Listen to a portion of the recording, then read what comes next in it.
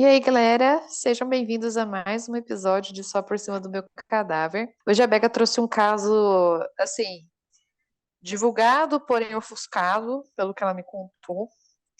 É um caso longo. Ela disse pra mim que ela se afogou em pesquisa pra fazer esse caso. Eu estou levemente low-key, tipo, curiosa pra saber sobre o que se trata.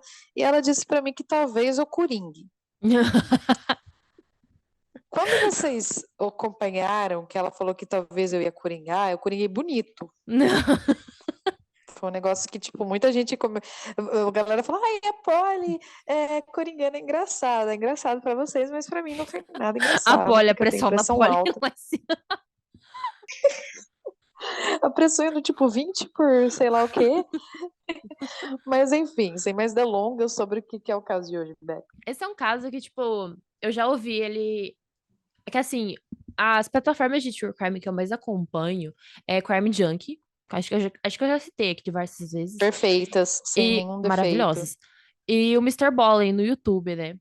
Que inclusive, é, Sem o, nenhum defeito também, o eu amo jeito de ele. narração dele me lembra bastante o Pedro do Assassinos Sinistros. Eu acho maravilhoso os dois, enfim. Aí, tipo, eu ouvi ele duas vezes e toda vez que eu ouço é um caso que ele fica na sua cabeça. Você fica, tipo, com as cenas dele na sua cabeça, tipo, por alguns dias, sabe?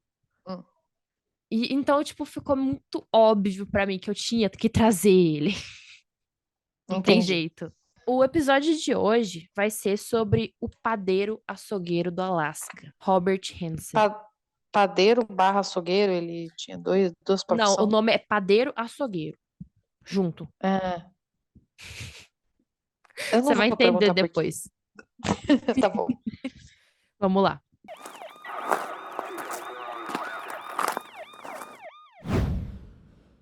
No dia 13 de junho de 1973, Cindy Paulson, de 17 anos, estava trabalhando nas ruas quando um homem parou o carro do lado dela, no centro da cidade de Anchorage, no Alasca. Ele ofereceu US$ 200 para ela fazer sexo oral nele. E ela olhou pra ele, assim, que é um cara que usava óculos e barba por fazer, e ela achou que ele parecia, assim, tipo, tranquilo, inofensivo, e ela aceitou. Então ela entrou no carro dele e sentou no banco da frente. Assim que ela fechou a porta, os dois concordaram em ir até um estacionamento próximo. Aí quando eles chegam lá, a Cindy começa o trabalho dela, né? E enquanto ela faz isso, ele ficou meio que brincando com o cabelo dela, com os colares que ela tava usando. E aí, do nada, ele puxa a cabeça dela pelo cabelo. E quando ela vê, ela tá encarando uma arma. Ele fala pra ela ficar quieta. E então ele dirige até um bairro de classe média. Que não é assim, tipo, tão rico, mas não tão pobre.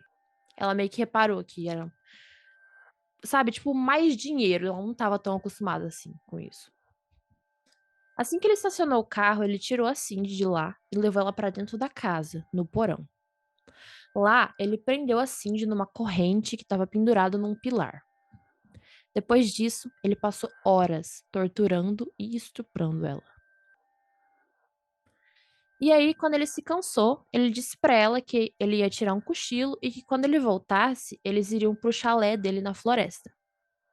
Ela implorou pra ele soltar ela, mas ele obviamente disse que não e que se ela fizesse algum barulho ou tentasse fugir, ele teria que matar ela. E aí ele saiu. Pelas próximas horas, a Cindy continuou presa com as mãos pra cima, sem metade das roupas dela. E enquanto ela tá presa, ela começa a, tipo, meio que memorizar tudo que ela tá vendo, sabe?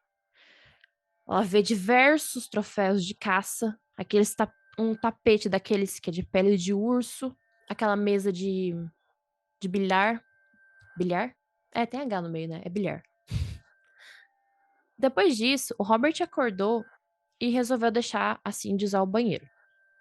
Depois dela usar o banheiro, ele diz: antes de eu te deixar aí, tem mais um lugar que eu quero que você conheça, o meu chalé. E aí ele falou que para chegar no chalé deles, eles precisam pegar um avião, que ele tem. Então ele levou ela para um aeroporto pequeno e chegando lá, ele tirou ela do carro e colocou ela dentro do avião. Aqueles avião que é tipo pequenininho, sabe? Que você tipo tem que abrir, tem que sentar na frente. É Uhum. isso. Enquanto a Cindy tá dentro do avião sentada esperando o Robert, ela tá meio que observando ele carregar o avião muitas armas e bolsas que parecem ser suplementos militares.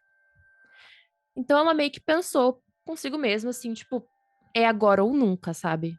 Se eu não for embora daqui agora, eu realmente eu não vou voltar. Não tem jeito. E aí, tipo, em um certo momento, o homem foi pro, ele foi pro carro dele pra pegar mais alguma coisa e ele tava de costas pra Cindy. Então ela pulou da cabine do avião e caiu direto no chão. Ela levantou rápido e meteu o pé. Ela conseguiu sair pra fora do hangar e depois disso ela foi virar a esquina correndo em direção a uma mata. Só que ele foi atrás dela, correndo, gritando que vai pegar ela e vai matar ela.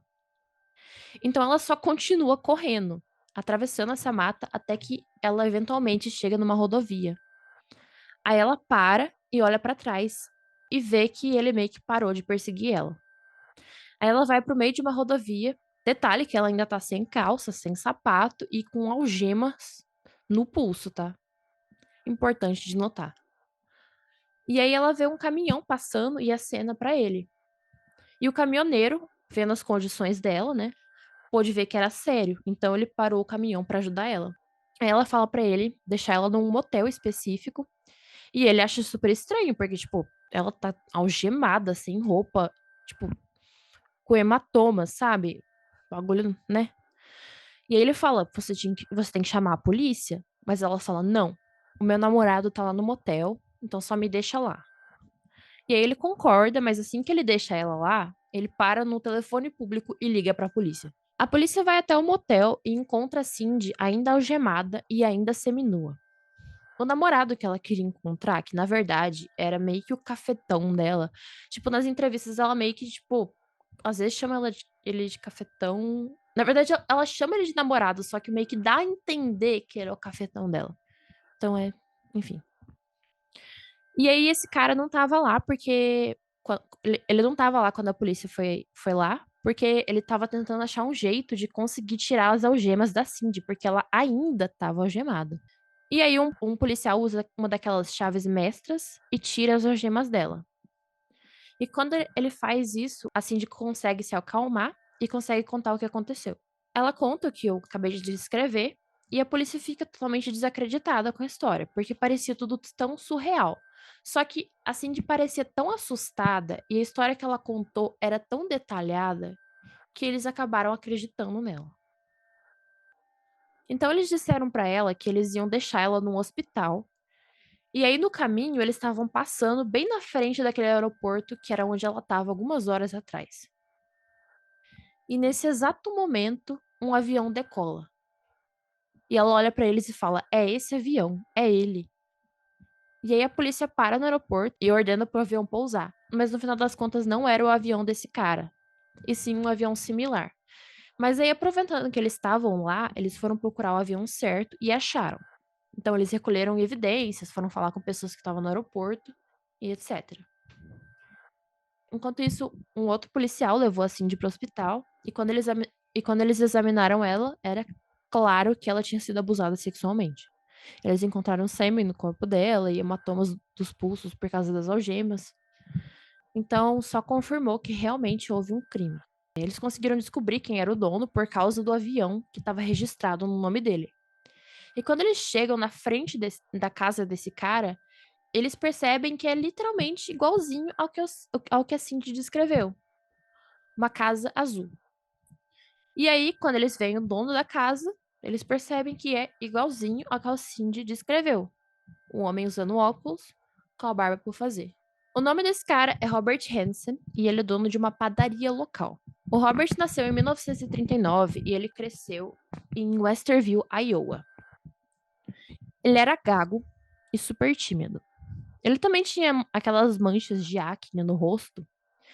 E ele acredita que tanto o fato de ele ser gago quanto ele ter essas manchas de acne é um dos motivos pelos quais as garotas não tinham interesse nele.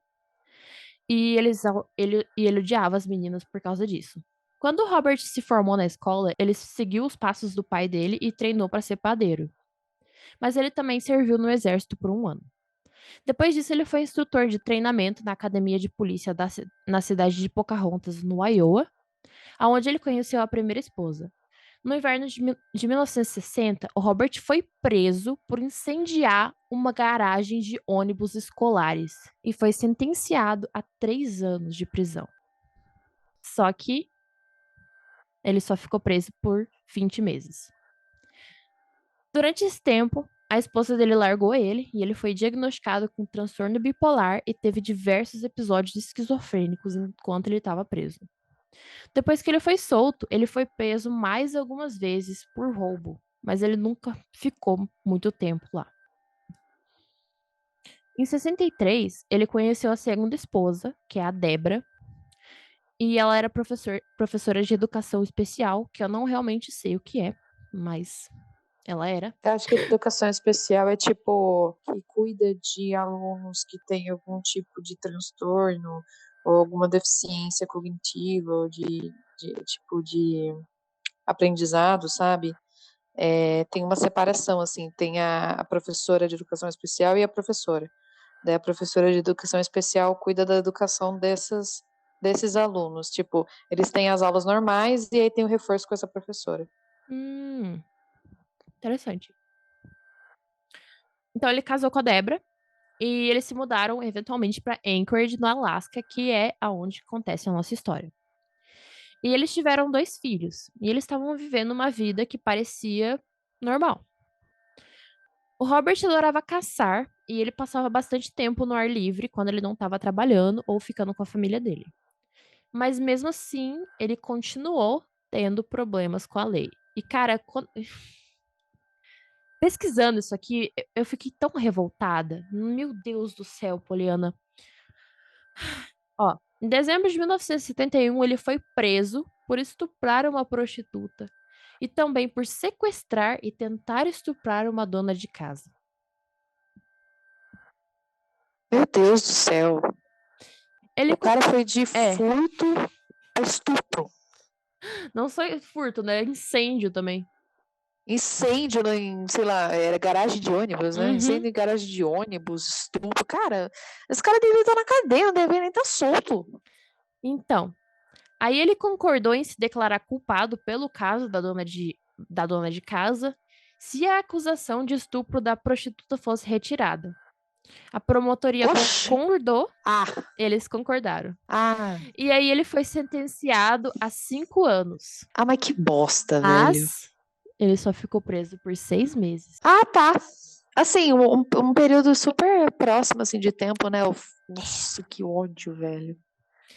Aí ele foi Nossa, solto ser em homem deve ser, 72. tipo, muito fácil, né? É muito fácil ser homem, né, gente? Não é possível. Então. Aí, 4 anos depois, ele foi preso de novo. Porque ele roubou uma serra elétrica de uma loja de departamento.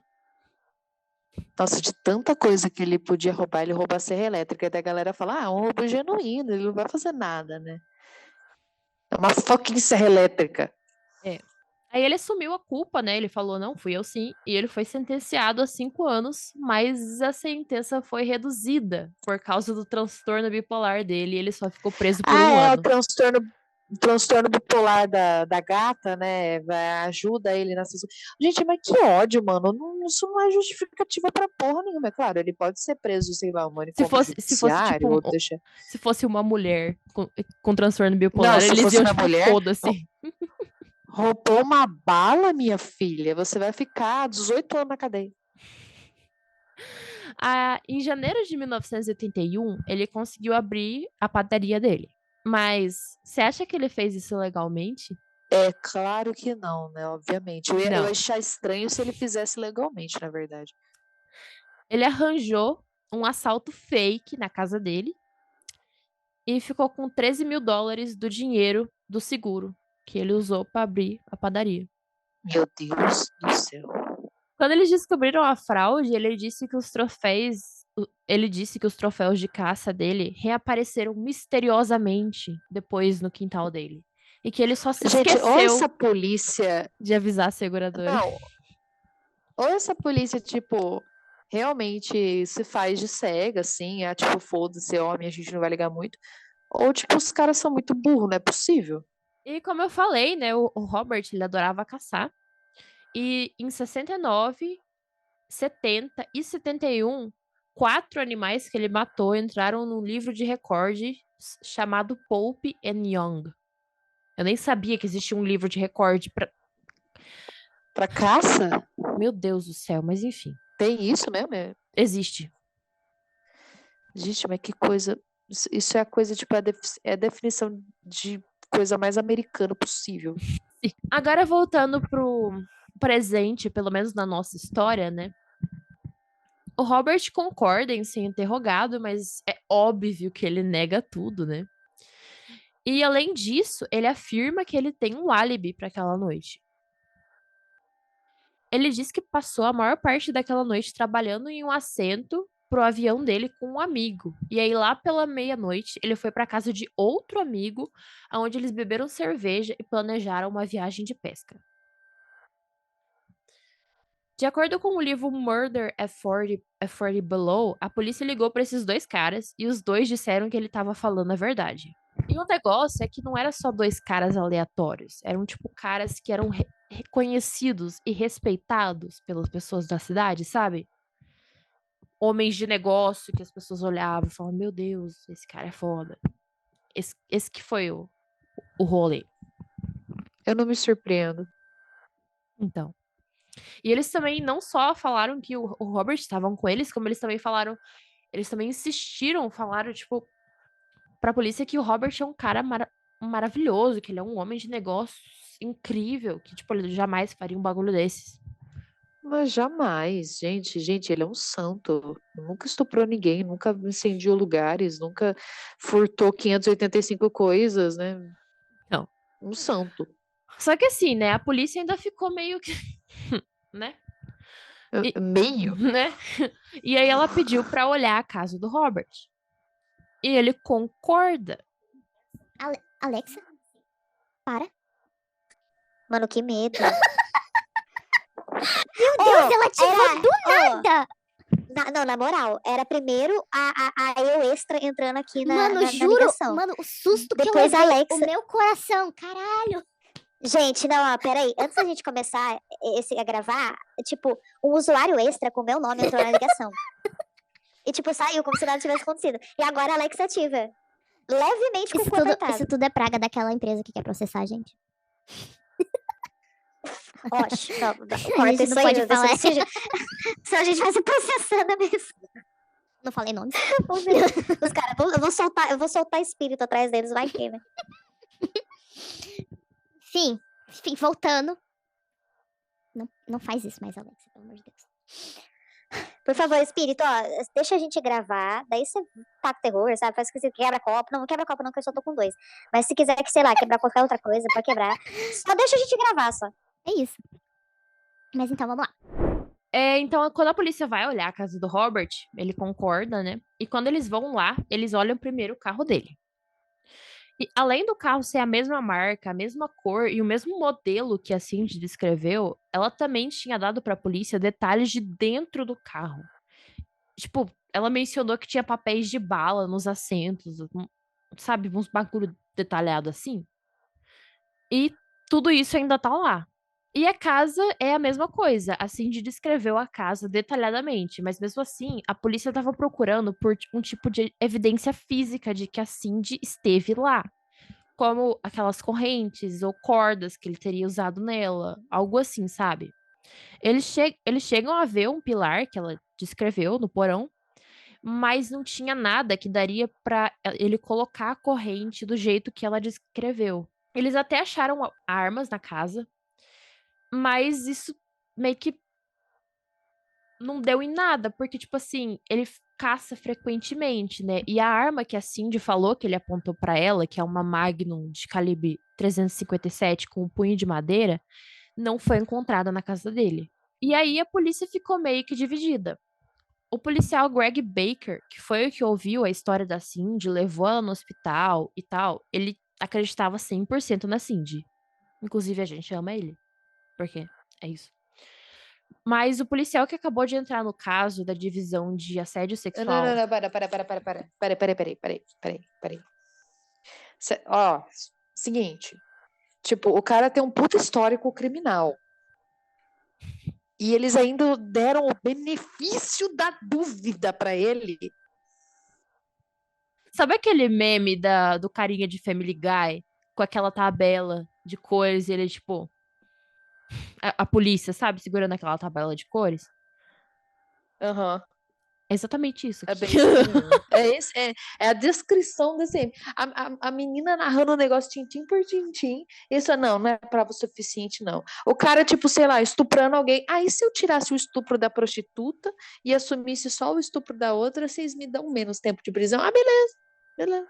Então, Ah, vai se fuder, mano. Nossa, que ódio. já tá coringando, nem toda vez.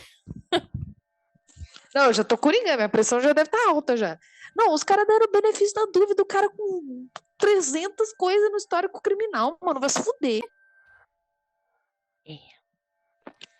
Enfim, Mas então, continue. aí tinha o policial Greg Baker, que ele acreditava na Cindy, né? E tinha o policial que tinha acabado de entrar no caso, que ele veio da divisão de assédio sexual, pra vocês terem noção. O cara veio, ele trabalhava na área de assédio sexual, mas enfim. E esse cara que chama Bob, Bob Gente, eu achei muito engraçado o nome dele, Bob Gente, enfim. E ele discorda. E aí, esse cara, ele basicamente acredita que ela e o Robert devem ter discordado de algo, como dinheiro, e ela inventou a história de estupro pra se vingar dele. Ah, é claro, porque a mulher vai inventar tudo isso, mas o bonitão lá com 800 crimes nas costas não parece verídico fazer esse negócio, né? Não. Aí, sabe o que eles decidiram? Que eles deviam chamar a Cindy na delegacia pra fazer um teste de polígrafo. Ai, não.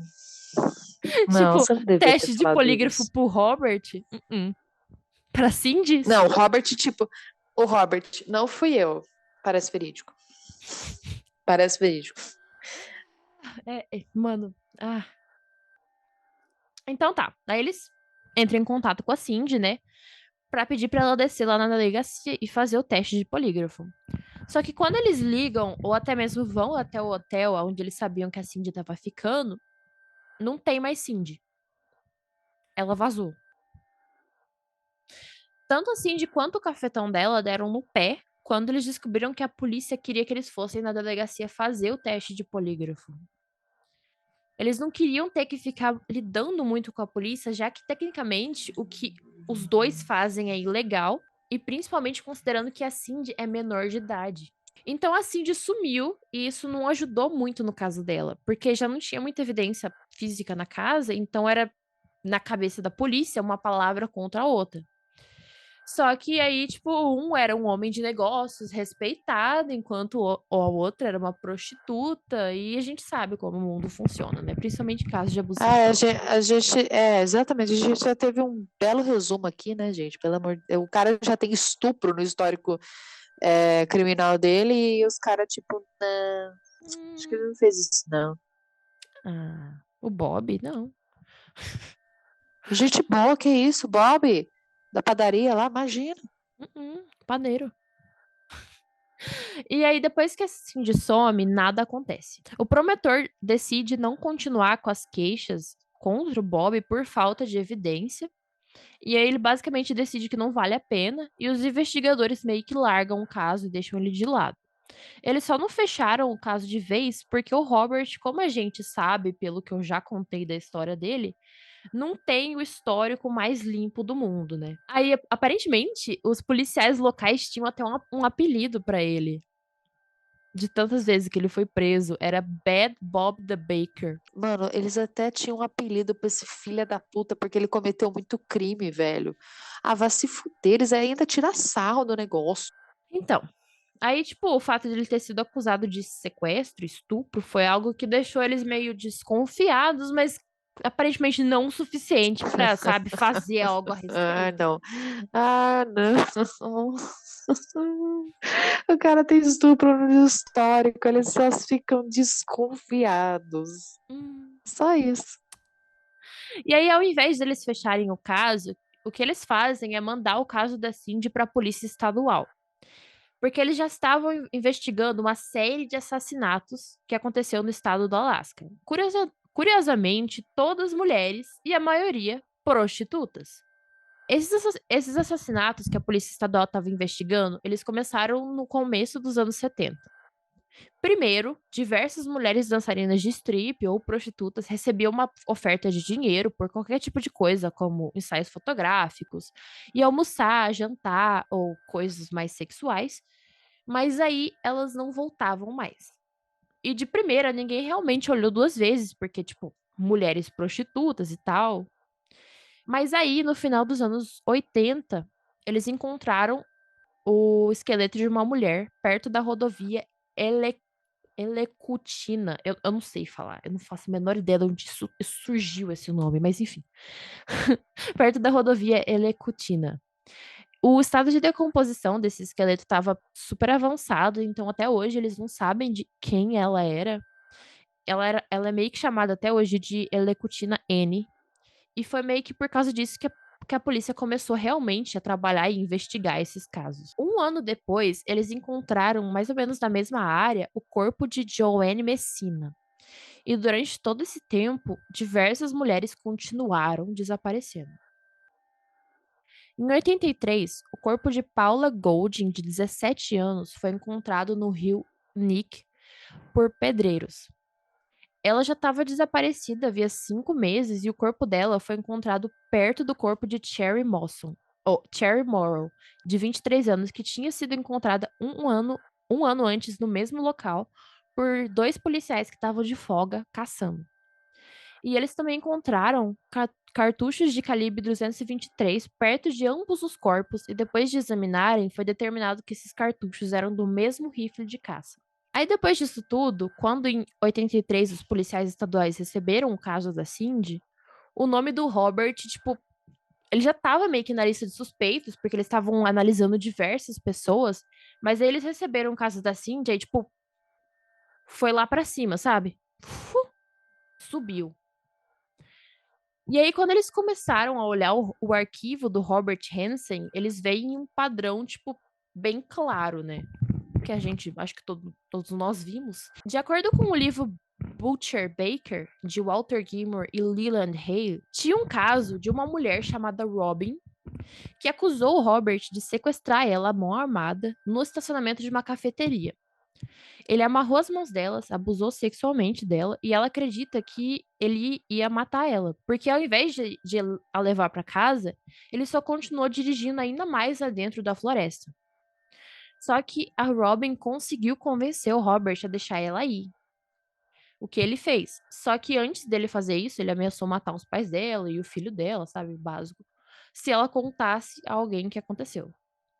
A polícia chegou a investigar esse caso e o pai da Robin era inclusive policial estadual. Só que a promotoria decidiu não prestar queixas por algum motivo. Aparentemente eles Por algum motivo assim. Algum motivo assim, espontâneo. Aparentemente eles fizeram Simplesmente não quero. algum tipo de acordo com o Robert. É só isso que se sabe até hoje. Não se sabe que tipo de acordo. Mas podemos imaginar. Gente. Podemos imaginar e ver claramente o que aconteceu, né? Além disso, o Robert foi acusado de mais um sequestro em 79. Nossa, eu não tô nem surpresa. E essa vítima, ela mal conseguiu escapar. Ela fugiu pelada do trailer do Robert até a casa mais próxima. E a polícia até chegou a investigar esse caso também, mas mesma coisa que o da Robin. Deu em nada. Mano, deixa eu desistir, assim, de coringar, sabe? Eu tô só aceitando só que ele é um privilegiado filho da puta do caralho e é isso. E aí, tipo, a polícia tava investigando ao todo 17 assassinatos. Além desses casos de sequestro que as mulheres sobreviveram. E quem estava responsável pelo caso era o Sargento Float, que eu achei o nome também bem engraçado, mas enfim. Eu não sei, eu tenho uma relação. Você sabe como que eu me sinto com nomes. Então. Sei. Eu não tenho maturidade. E o Sargento Float, ele tinha certeza que era o Robert, porque, tipo, eu sei, você sabe, nossos ouvintes sabem. Motivos. Por Né, motivos, motivos. assim. Só que a promotoria não concorda, né? É claro. Aí o Float, ele pede um mandado de busca pra casa do Robert e eles negam. Só que o Float não desistiu. Ele decidiu fazer uma ligação para o FBI. E a unidade de ciência comportamental deles manda ele para duas unidades, ou para dois, encaminha eles para dois caras. James Horn e John Douglas. John Douglas é literalmente o cara de Mindhunter, meu povo. Pelo amor de Deus, vocês sabem o que é coisa boa. Vocês já assistiram essa série. Olha só, temos até um crossover aqui. Sim. Eu nunca vou perdoar a Netflix por ter cancelado essa série. Meu Deus do céu, que ódio. Netflix, se você estiver ouvindo isso. Sim, isso é uma reclamação. Então eles entraram em contato com esses dois caras. E o sargento não falou nada pra eles sobre quem eles estavam suspeitando. Só sobre as vítimas e as cenas do crime. E o perfil que eles montam parece mentira. Eu vou te mandar e eu quero que você leia para nós. Meu Deus. Pelo material que você nos enviou, o homem que você quer provavelmente gagueja. É provavelmente um excelente caçador. Sua esposa provavelmente é religiosa e não está totalmente ciente das atividades de seu marido. Ele é conhecido como um bom provedor e empresário trabalhador. Ele é bem-sucedido, ou pelo menos não ficaríamos surpresos se fosse. Achamos que o assassino pode manter um kit de assassinato, disfarces, esse tipo de coisa, então ele é um anônimo quando pega essas mulheres. Ele provavelmente esconde coisas como talvez anéis ou joias ou carteiras de motoristas, ou talvez roupas. Ele gosta de mantê-lo perto dele para poder vê-lo em particular. Ele pega e revive os assassinatos. É um filme em seu cérebro e ele fica excitado com os objetos que tirou de cena. Se ele realmente gosta disso, as mortes são tudo o que ele pensa 24 horas por dia. Todo o resto é apenas um movimento para ele. Seu trabalho, sua rotina normal são apenas um movimento. Tudo está envolvido com o assassinato. Toda a sua vida, todo o seu pensamento, provavelmente planeja as mortes com bastante antecedência. Gente, que horror. Gente, cara doentio mesmo, a mente doentia do caralho. O que mais me deixa é que, tipo, eles não sabiam nada sobre o cara. Eles montaram esse Tipo, perfil zero só coisas. sabendo sobre as vítimas e as cenas do crime. E eles montaram esse perfil. Eu tô, tipo, foi tipo, mano. É isso. Mas, É tipo, isso. essa descrição também me lembrou bastante, por exemplo, o BTK. É, tipo, bastante Aham. comum, na verdade, esse Sim. tipo de. Que acaba Esse assassinando. perfil, né? Assassinando prostitutas. É meio que sempre assim. Foi rejeitado por mulheres quando era criança. Aí, vou matar a prostituta. Eu vou matar a prostituta e é isso. E aí, agora, armado com o testemunho da Cindy e com o perfil do FBI, o sargento Float conseguiu o mandato de busca para casa, pro avião e pro carro do Robert. No dia 27 de outubro de 1983, eles revistaram a casa do Robert. A esposa dele, Darla, os filhos dele e a mãe dele, no caso o Robert, estavam em casa quando a polícia foi até lá. E eles não faziam ideia do porquê a polícia estava lá. Tipo, nada.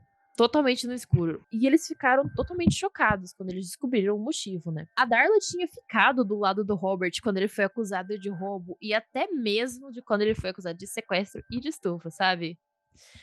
Ela tinha meio que aquele arquétipo de salvadora, sabe? Ela achava que ela ia conseguir consertar ele com a fé dela. Uhum. Não sei, eu penso muito como a mulher sabe? Desde criança a gente vê aqueles filmes de que a mulher vai conseguir consertar. O homem vai Sim, mudar por tipo, você. por causa do amor dela. Nossa, mudou. Entendeu? Tipo. Enfim. Spoiler alert. Não acontece, tá, galera? Como diz a Polly mesmo, mulher não é clínica de reabilitação. Mulher não é clínica de reabilitação. E é isso, e acabou, cacete. Esse assunto me estressa. Enfim, vou continuar, senão. Só vou começar a ficar estressada de novo. Tá, então ela achava que ia conseguir consertar ele, né? Só que a renda dos dois era separada. Tipo, o dinheiro da padaria dele ia para supostas necessidades dele. A gente pode imaginar quais eram, né? E o dinheiro da Darla, tipo, ia para as coisas do filho e da casa. Tipo, eu achei, meu Deus. Aí, nessa revista da casa, eles acharam atrás da cabeceira da cama deles um mapa de aviação com 24 xizinhos. Não demorou muito para a polícia descobrir que 4 desses pontos era onde os corpos foram encontrados. Ele literalmente tinha um mapa com a localização Tinha um mapa marcado exatamente dos corpos. onde ele tinha. Ai, meu Deus do céu. Outro policial subiu até o sótão para ver se ele achava mais evidência e ele eventualmente achou. Tipo, ele ficou muito tempo procurando. Tipo, aí, tipo, lá no cantinho, na puta que pariu, no fim da vida, depois de muitas horas, ele conseguiu achar diversas armas embaixo de uma daquelas tábuas. Sabe bem aquele negócio de filme, você tira a tábua, enfim. Aham. Aí tinha diversas armas, inclusive a arma que a Cindy descreveu, e também outras armas que era match com outras as armas que foram usadas em outros assassinatos. Nossa, que coisa, né, gente? Imagina. E eles também encontraram um saco de joias. Depois disso, assim, não teve muito jeito, sabe? Tipo, pra onde que vai fugir? Robert... não tem mais como É. ficar negando, gente, com uma tonelada de evidências dela. E aí, Robert Hansen, de 44 anos, foi preso e acusado de sequestro, agressão, roubo, fraude de seguro e porte de armas. Note que não foi acusado de assassinato. Ai, meu Deus. Quando perguntaram pra ele dos estupros, o Robert falou que não era estupro. Que foi tudo consensual, que ele esteve sim com as prostitutas, mas que não foi estupro. Ah, não. Foi o que então, o boçal? Ele disse que essas mulheres só queriam vingança porque elas mudaram o preço depois do ato e ele não quis pagar. Ah, velho. A Polly desistindo. Cansada. Eu desisti, eu simplesmente. Tá, vai. Ela está somente anestesiada. Aham.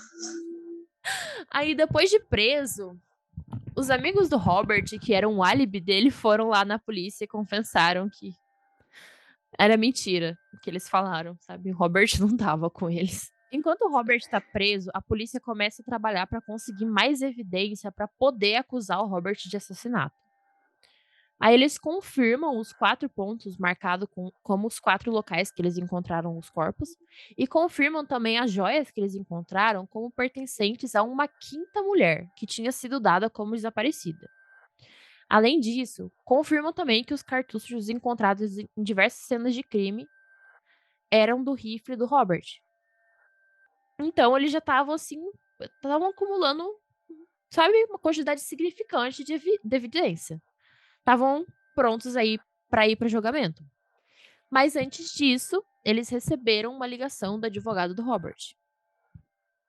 Ele disse que o Robert estava pronto para falar. Então, em fevereiro de 1984, o Robert confessou tudo. Falou. Ele hablou, como diz o Twitter. Ele hablou. E aí ele conta que depois que a Cindy conseguiu fugir, ele correu para casa para esconder tudo, tirar a corrente do porão, esconder as armas, deixar tudo normal, porque ele sabia que a polícia provavelmente viria até a casa dele. Né? Algumas horas depois, o Robert confessou 17 assassinatos, que eram os assassinatos que a polícia já estava investigando. E ele disse que a maioria das mulheres estavam só passando por Anchorage. A maioria era jovem, no final da adolescência ou no começo dos 20 anos. Algumas delas eram dançarinas de strip, mas a maioria era prostituta. E aí ele conta pra polícia que o modus operandi dele era sempre o mesmo. Encontrar uma mulher, chamar ela pra ir pro encontro ou pedir os serviços dela. E lembra, esse cara tem uma cara de nerd. Ele é meio baixo, assim. Ele usa óculos e ainda por cima ele é gago. Então a maioria das mulheres olha assim e pensa, tipo, não é uma ameaça, sabe? Aham. E aí, depois que as mulheres já estavam dentro do carro dele, ele algemava elas e dirigia pra algum lugar vazio. Lá, ele abusava sexualmente delas e depois dizia que ia soltar elas. Mas antes, ele queria levar essas mulheres pro chalé dele. Só que o Robert não tinha um chalé. O que ele tinha era um avião e muitos quilômetros da floresta do Alasca, onde ele gostava muito de caçar. Às vezes, quando ele levava essas mulheres pra lá, ele invadia alguns chalés de outras pessoas ou cabanas e estuprava as mulheres lá, mas a maior parte das vezes, ele meio que dava uma chance pra essas vítimas escaparem. E é nesse momento que é quando ele realmente se divertia.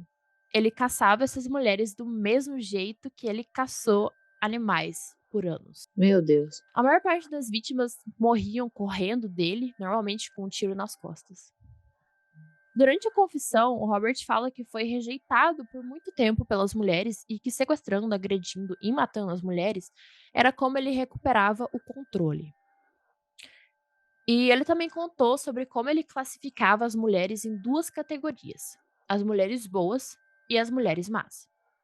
As boas eram a esposa dele e as esposas dos amigos dele, que ele respeitava. E as mulheres más eram as dançarinas de strip, prostitutas, as que ele considerava que não tinha valor pra nada, sabe? Meu Deus do céu. Aí a polícia usou o mapa do Robert e procurou por meses.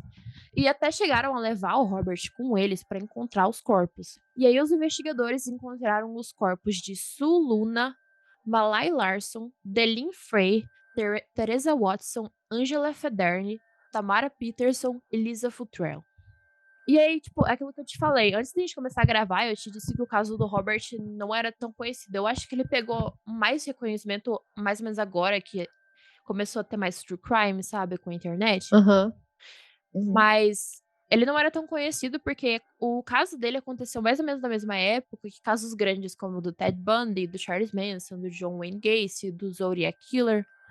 Mas também tem teorias de que parte do acordo do Robert com a promotoria pra confissão, por causa da confissão dele, era meio que limitar a publicidade desse caso. Não podia ser muito publicado. E, tipo, tem umas teorias de que ele realmente conseguiu isso, porque a foto que foi publicada em diversos jornais sobre o caso em si foi uma foto de 10 anos antes da prisão dele. Então, tipo, ele já tava bem diferente. Meu Deus. No fim das contas, o Robert não foi a julgamento. Ele se declarou culpado pelos 4 assassinatos que ele foi acusado, que é os assassinatos que eles tinham evidência suficiente para condenar ele.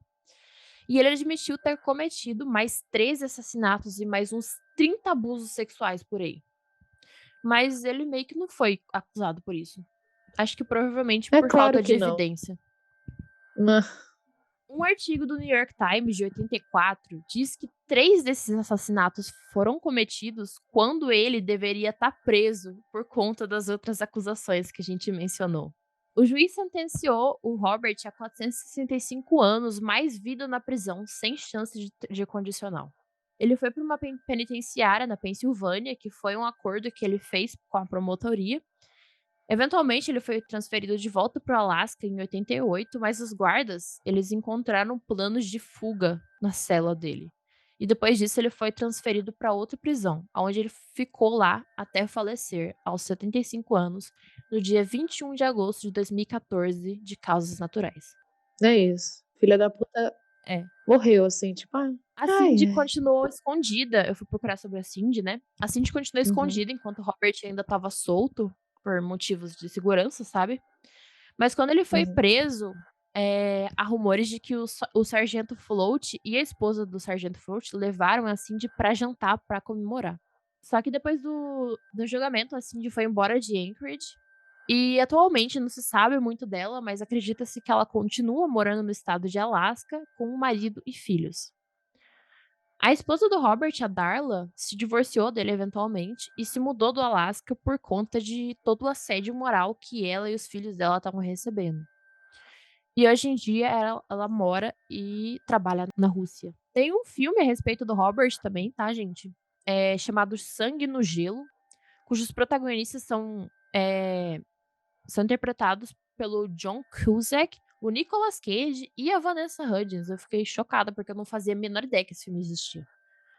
Só quando eu fui realmente pesquisar sobre esse filme que eu descobri. Tem 2 livros que foram usados em parte para esse episódio, que é o Butcher Baker e Murder at 40 Below, que eu não sei se tem tradução para esse último. Não sei se tem tradução oficial, então eu tô falando em inglês. Mas é isso. Nossa, que caso, mas. Assim, o negócio poderia ter ido. Ter tipo, uma conclusão final muito mais cedo, a gente percebe. Mas enfim, né? Nada que a gente não esteja acostumado de ver o privilégio do homem. O que me pegou muito foi o artigo do New York Times falando que, sabe, 3 mulheres poderiam estar vivas se ele tivesse, sabe, continuado na mano, cadeia quando ele sim. deveria ter continuado. Exatamente, mas é isso aí mesmo. Poderia ter poupado 3 vidas. Ai. Enfim, né? Como a Rebeca sempre diz, ser homem é viver no modo fácil da vida. Eu nem faço, é extremamente. Mas é isso, gente. Esse foi o episódio de hoje. Um episódio revoltante, como sempre. Como sempre, né? Infelizmente, assistir, ouvir True Crime, ouvir episódios revoltantes constantemente. E é isso. Eu espero que vocês tenham curtido o episódio de hoje, mesmo ele sendo revoltante, como eu disse. Se vocês quiserem comentar sobre o caso com a gente, é só comentar lá nas redes sociais, no Instagram, @só por cima do meu cadáver. Se você não segue a gente também, siga, porque a gente tá sempre postando vídeos de apoio sobre esse caso e tantos outros casos. E também, de vez em quando, alguns casos menores, tanto no TikTok quanto no Instagram, que também é só por cima do meu cadáver podcast. E é isso. Se você ainda não deu 5 estrelas pra gente no Spotify, dá 5 estrelas pra gente, pelo amor de Deus. A gente precisa Por aumentar a favor, avaliação. gente. Por favor. Ajuda bastante a gente aqui. E se você tiver e puder nos ajudar, nos apoie no Orelo, que a gente tem alguns casos extras lá que eu acho que vocês vão gostar bastante. E tipo assim, se vocês quiserem não conseguirem ajudar financeiramente no Orelo, escuta a gente pelo Orelo, que isso ajuda a gente. Então é só baixar o aplicativo e escutar o podcast por lá. Sim, porque assim, o Spotify não abriu monetização para os brasileiros, porque O Spotify odeia brasileiros. o Spotify odeia brasileiros. É isso. O Spotify não processar a gente. Não. O que vocês Spotify falaram? é brincadeira. Não. É só meme. É meme. Mas enfim, gente, é isso. Espero que vocês tenham curtido. Esse foi mais um episódio de Só por cima do meu cadáver. E até semana que vem. Até o próximo episódio.